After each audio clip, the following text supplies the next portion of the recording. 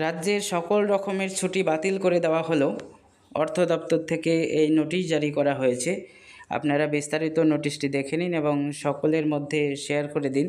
বর্তমান পরিস্থিতি মাথায় রেখে এই সিদ্ধান্ত নেওয়া হয়েছে। রাজ্যের সকল কর্মচারীদের ছুটি বাতিল করে দেওয়া হচ্ছে।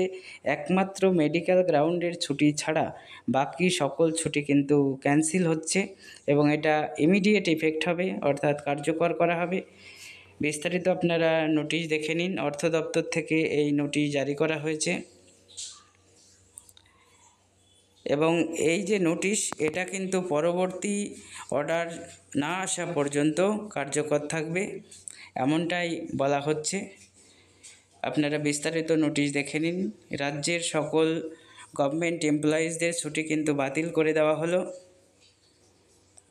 বিস্তারিত নোটিশ করে অর্থ দপ্তর জানিয়েছে একমাত্র মেডিকেল গ্রাউন্ডেই ছুটি পাওয়া যাবে, বাকি সকল ছুটি কিন্তু ক্যান্সেল হচ্ছে এবং এটা পরবর্তী অর্ডার আসার আগে পর্যন্ত বহাল থাকবে, এমনটাই অর্থ দপ্তর থেকে জানানো হয়েছে।